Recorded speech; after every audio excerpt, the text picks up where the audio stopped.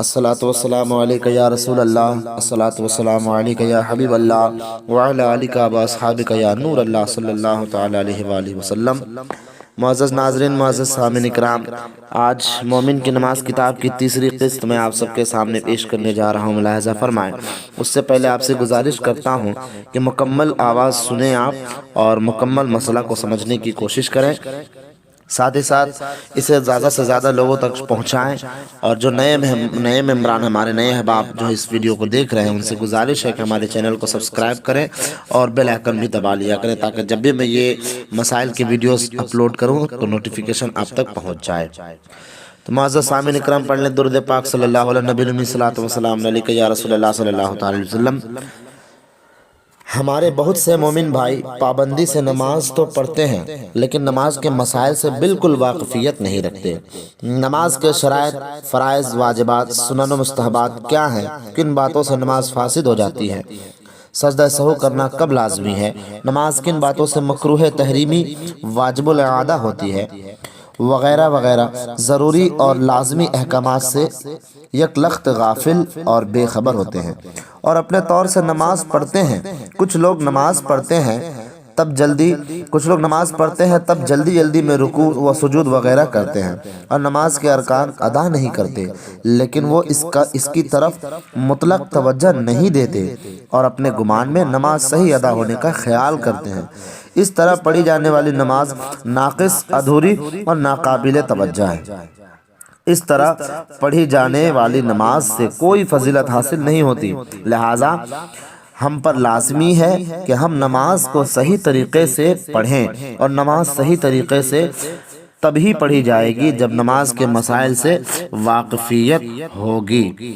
بہت سے ایسے لوگوں کو بھی دیکھا گیا ہے، وہ صرف نماز کی فضیلت کی طرف ہی التفات کرتے ہیں اور نماز کے مسائل کی طرف بالکل توجہ نہیں دیتے۔ جب ان سے مؤدبانہ عرض کیا جاتا ہے کہ جناب عالی، اس طرح نماز پڑھنے سے نماز ادا نہیں ہوتی، تب وہ لابالی اور بے پرواہی سے جواب دیتے ہیں کہ جناب، ہم فضائل والے ہیں، مسائل والے نہیں، ہم کو نماز کی فضیلت مقصود ہے، نماز کے مسائل سے کوئی سروکار نہیں۔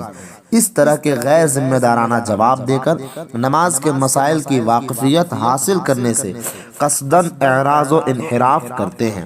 ہم بھی اس بات کے قائل ہیں کہ بے شک نماز پڑھنے میں بے شمار فضیلتیں ہیں، لیکن وہ فضائل جب ہی حاصل ہو سکتے ہیں کہ نماز کے مسائل کی رعایت و لحاظ کر کے نماز کے تمام ارکان صحیح طور پر ادا کیے جائیں، اور مسائل سے منہ موڑ کر صرف اور صرف فضائل کی رٹ لگانا بے سود اور بے معنی ہے۔ فضائل کا دار و مدار مسائل کی ادائیگی پر ہے۔ ضروری اور لازمی امور کو ترک کر کے صرف مستحبات پر عمل کرنے سے ہرگز فضیلت و ثواب حاصل نہیں۔ مثال کے طور پر نماز میں امامہ باندھنا بے شمار ثواب و فضیلت کا متضمن ہے۔ حدیث میں ارشاد ہے کہ امامہ کے ساتھ پڑھی گئی نماز کی 2 رکعتیں بغیر امامہ کی پڑھی گئی 70 رکعت سے افضل ہیں۔ اب کوئی نماز میں امامہ شریف نماز کی فضیلت حاصل کرنے کی غرض سے باندھے، لیکن پاجامہ کے بجائے ہاف پینٹ یعنی چڈی پہن کر، جانگھیا پہن کر نماز پڑھے کہ اس کے دونوں گھٹنے نظر آتے ہوں، تو ایسے شخص کو نماز میں امامہ باندھنے کی فضیلت حاصل ہی نہیں ہوگی، کیونکہ پاؤں کے دونوں گھٹنے شران عورت ہیں اور ستر عورت شرائط نماز سے ہے۔ پاؤں کے دونوں گھٹنوں کو چھپانا نماز کی شرطوں میں سے، اور پاؤں کے گھٹنے کھول کر نماز پڑھنے سے سرے سے نماز ہی نہ ہوگی۔ تو جو نماز ہی نہ ہوئی، اس نماز کی فضیلت حاصل ہونے کا سوال ہی پیدا نہیں ہوتا۔ لہٰذا نماز کی فضیلت حاصل کرنے کے لیے نماز کو صحیح طریقے سے ادا کرنا لازمی ہے۔ یہ بات اچھی طرح ذہن نشین کر لیں کہ مسائل کے بغیر فضائل حاصل ہونا محال ہے۔ صرف فضائل کے پیچھے دوڑیں اور مسائل کی پرواہ نہ کریں، یہ کیسی عقل مندی کا کام ہے؟ مگر یہ کسی عقل مندی کا کام نہیں ہے، مگر افسوس کے دور حاضر میں ایک ایسی ہوا چلی ہے کہ لوگ صرف فضائل پر ہی نظر کرتے ہیں، اور فضائل کا جن پر دار و مدار ہے ان مسائل کو نظر انداز کرتے ہیں۔ لہٰذا ہم نے اس کتاب میں نماز کے صرف مسائل ہی بیان کیے ہیں۔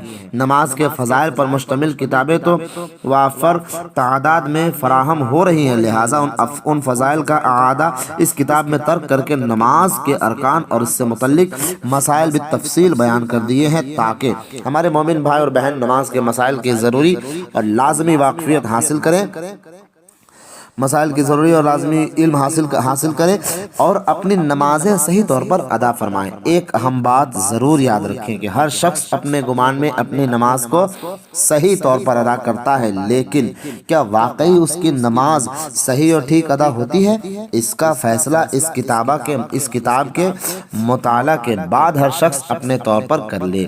حجت الاسلام ابو حامد حضرت محمد بن المعروف امام غزالی رضی اللہ تعالیٰ عنہ نے ایک عجیب مثال پیش فرمائی ہے۔ اب میں آپ حضرات کے سامنے یہ گزارش کرتا ہوں کہ انشاءاللہ العزیز اگلی قسط اگلی ویڈیو میں آپ لوگوں کو سنائی جائے گی، لہٰذا اللہ تبارک و تعالیٰ سے میں دعا کرتا ہوں کہ ہم سب کو نماز کی پابندی باجماعت ادا کرنے کی توفیق عطا فرمائے، پابندی کے ساتھ نماز پنجگانہ ہم سب کو ادا کرنے کی توفیق عطا فرمائے، آمین ثم آمین، بجاہ سید المرسلین، وآخر دعوانا الحمدللہ رب العالمین۔